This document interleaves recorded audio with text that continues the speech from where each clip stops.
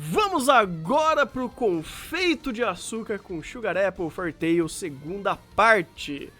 E esse doce pra mim meio que deu uma azedada. Eu realmente não consegui aproveitar muito essa segunda temporada, cara. Eu tive um pequeno probleminha, um certo ranço de alguns personagens. Essa temporada ficou meio moiada pra mim, cara. Caiu água nesse açúcar pra mim. Porra, ranço é pouco. Teve um momento de episódio que eu entrei e falei, Thunder, calma que esse episódio não foi ruim. Você tá puto com alguma coisa que eu não sei o que é. Eu tô puto com a obra, cara.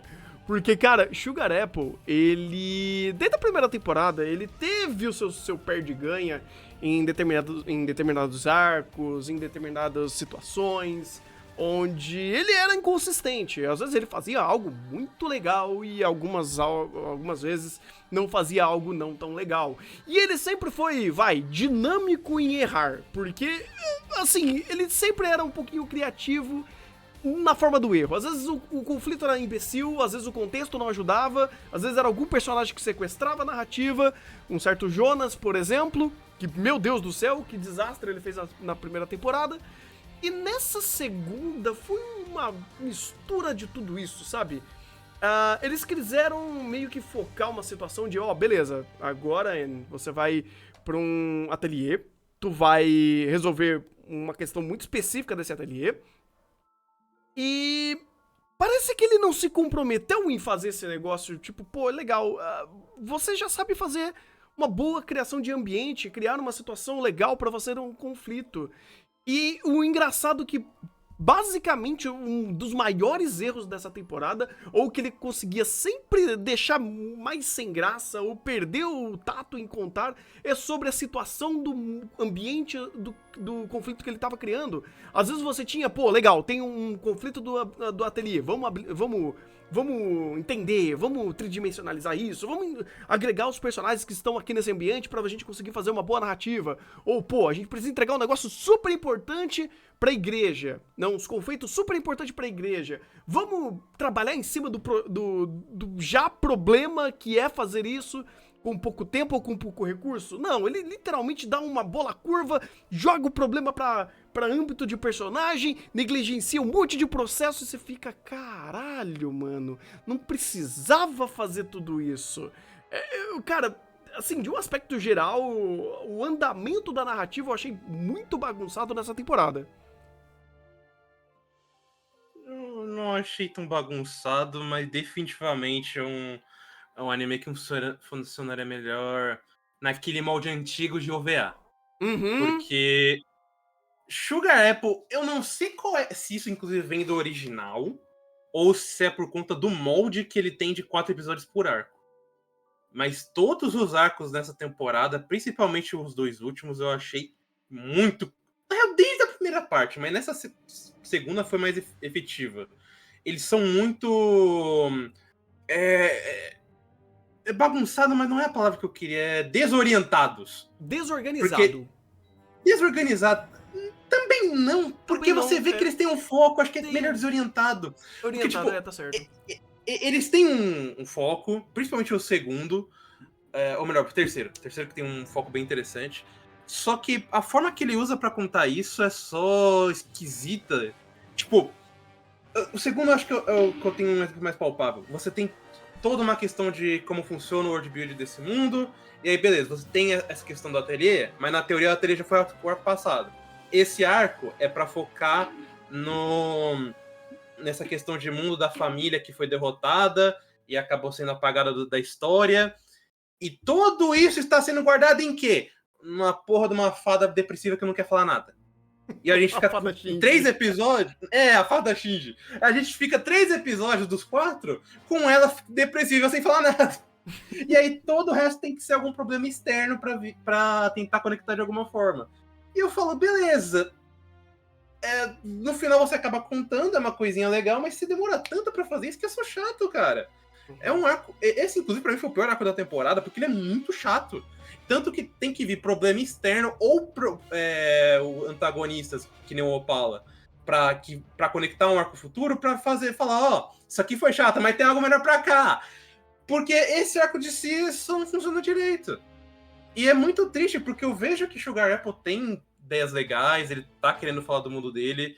Eu ainda acho uma das melhores protagonistas femininas do ano, porque ela tem uma evolução bem interessante e as ações ou reações dela em cima da história são bem consistentes, são bem palpáveis.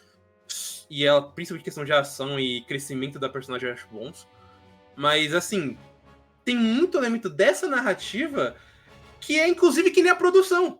Porque a produção tem momentos lindos. Eu acho o episódio 8 ótimo dessa temporada, assim como foi o 8 da passada. Mas puta que pariu, cara. O arco da Fada Shinji, inclusive, são 3 episódios, uma merda. O texto é perdido, a direção é sem graça, a animação não existe. E aí eu tenho que esperar no último pra falar, opa, teve alguma coisa nesse arco. Porque os 3 quartos dele é uma perca de tempo. Uhum. Pois é. E, Maurício, você viu também, né? Eu vi, mas eu tô pensando no que vocês estão falando, não tô pensando no que acrescentar, mas de fato, acho que o ponto que mais coloca Sugar Apple já vem desde a primeira temporada é a inconstância. Você tem muitos pontos altos e baixos pra terminar no final meio ok. É tipo, o final não é ruim, mas é tipo, beleza, acabamos, terminou, fechou. Definitivamente foi um final fechado. Então, sei lá, eu gosto de Sugar Apple, eu acho que sei lá, eu tenho empatia e gosto dos personagens, mas de fato, o que vocês estão falando, essas barrigas que ele criam, e literalmente o Thunder falou, caiu água no açúcar. Literalmente aconteceu isso aqui. Meio que ele perde um pouco do ânimo de você querer assistir as coisas, porque sei lá, não é como se os eventos em si fossem desinteressantes. Vocês falaram tanto do arco da Fada Shinji. A forma como foi executada acabou ficando maçante. Mas a história que foi contada ali, ela não é de todo desinteressante. Você tem toda essa questão dessa luta que, né, acho que eu posso dizer que é meio que a temática dessa temporada, dessa luta de humanos e fadas e essas guerras que existem ali e do apagamento desse pessoal e tudo mais, que vai permeando esse universo de Sugar Apple. E o caso da Fada Shinji é sintomático, interessante, porque é uma história assim que, tipo, acho que se você conseguisse entremear um pouco melhor na narrativa e não simplesmente ser um negócio que está tudo pegando fogo. Na verdade, está tudo pegando água. O açúcar virou caldo de cana de novo. Vamos parar nesse meio desse negócio que a gente está tendo um monte de problema para resolver a quest genérica B. Quando tem trocentos mil problemas pegando água ao redor. Acaba quebrando um pouco a sua suspensão de descrença. Sei lá, talvez se ele conseguisse... provavelmente é problema do material original, né? Talvez. Eu não teria como saber, mas é tipo... Uma coisa que, novamente, me incomoda muito em Sugar Apple é esse esquema de 4 episódios. Porque chegou, sei lá, no episódio 3 do Opala, e eu tava pensando, cara, você botou um monte de coisa na mesa, você vai resolver isso como? Ele, não, vamos resolver, é só... Ditamos aqui, fechamos, já conclui. Eu, tipo, tá. É uma pena, porque tem coisa aqui, mas você só não trabalha. Mas não tem tempo pra trabalhar. Ele tem a maldita mania de jogar todo um contexto muito bem setado e interessante, onde o próprio conflito da execução do trabalho deles já cria uma série de contextos interessantes para serem trabalhados, mas aí ele joga isso para algum tipo de problema interpessoal. Aí você fala, pô, o problema interpessoal é bom?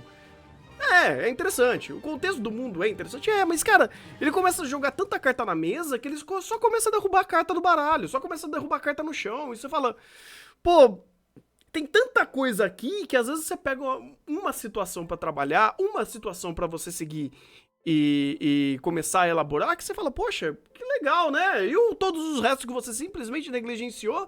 E o pior, quando ele faz isso e cria um efeito cascata. Porque o ateliê que a Anne tá trabalhando é esse efeito cascata de negligenciar essas cartas.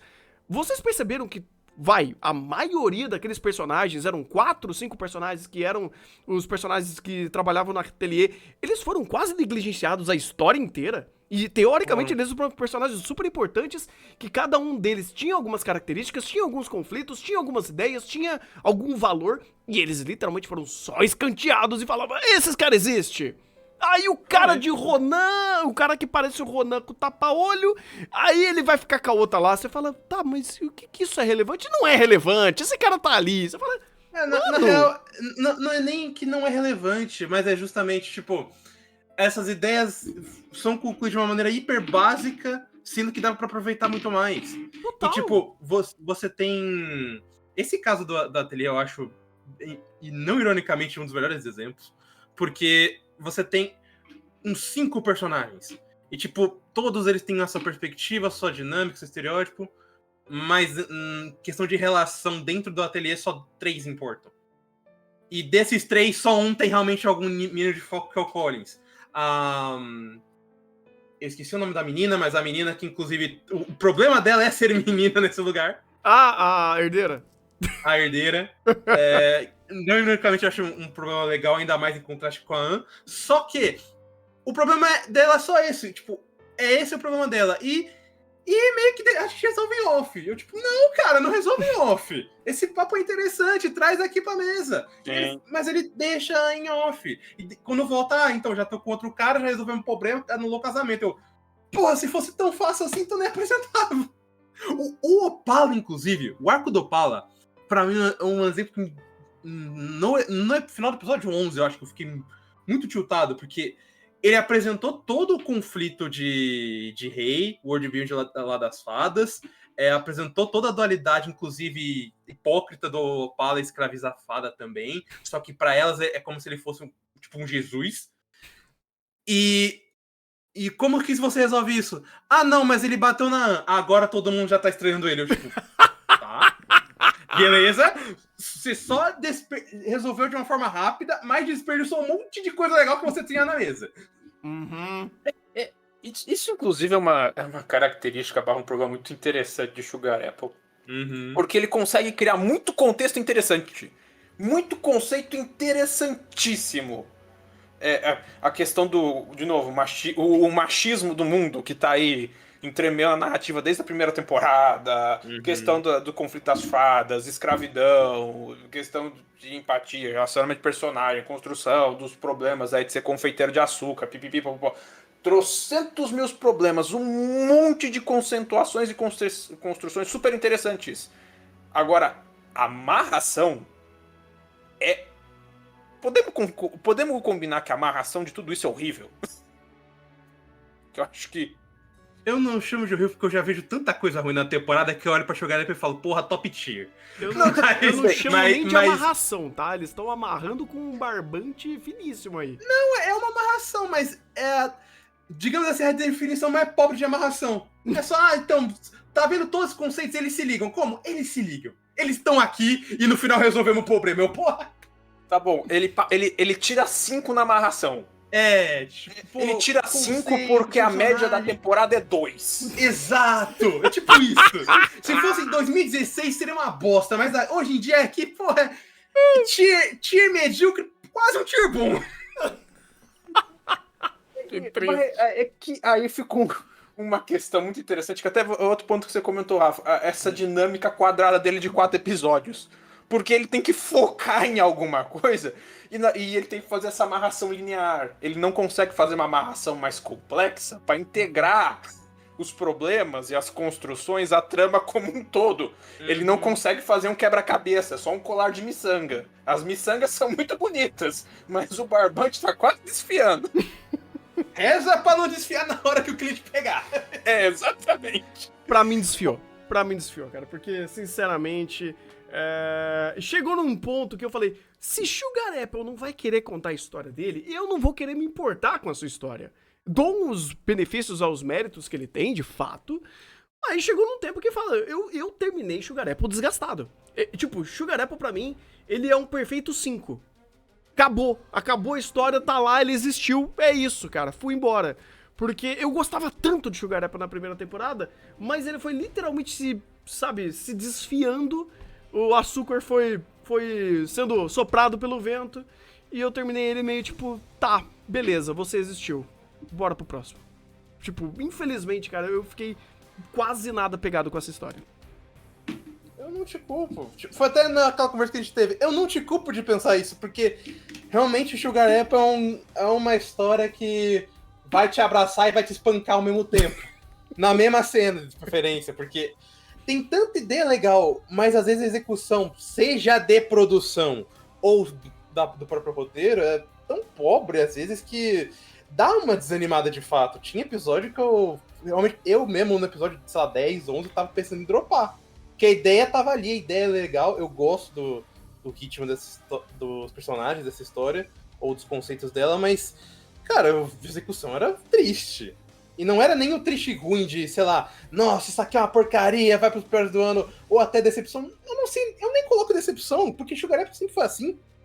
Pegava um elemento e discorria de uma maneira atropelada. Só que antes, a gente perdoava porque era uma introdução. E era uma coisa mais simplória. Era a Anne tentando realizar o sonho dela, principalmente nos 2 primeiros arcos. Quando chegou no terceiro, né, o último arco da primeira parte, e aqui já escalonou bastante. Então você já começa a ver um monte de coisa e você fala, tá, pera, isso aqui é realmente algo que você vai trabalhar agora ou você só pincelou e nunca mais existe? Porque o conceito tá aqui, mas você não mexeu quase nada. E você fica muito desgostoso. Eu não acho que ele seria o meu 5, porque eu consigo me lembrar dele, mas ele é um anime que, assim, entre 4 e 6 eu acho uma nota justa, porque vai depender do quanto você se importou. Eu gostei, mas dava pra ser muito melhor. Dava pra ser muito melhor. É um 6 e olha lá. Acho que 6 é uma nota boa pra Sugar Apple. Querendo ou não, acho que eu não peguei tanto o ranço do Thunder. E eu acho as contas desse colar muito bonitas. Então. o conceito, o confeito de açúcar ficou bonito. É só tirar da prateleira mofada da mansão. Por favor, Acho que tire logo. esse paninho pra eles. Ai, meu Deus, aquela mansão, cara. Ah, sei lá, eu não quero ficar revivendo memórias de decepção com esse negócio, velho. Mas, de fato, foi complicado.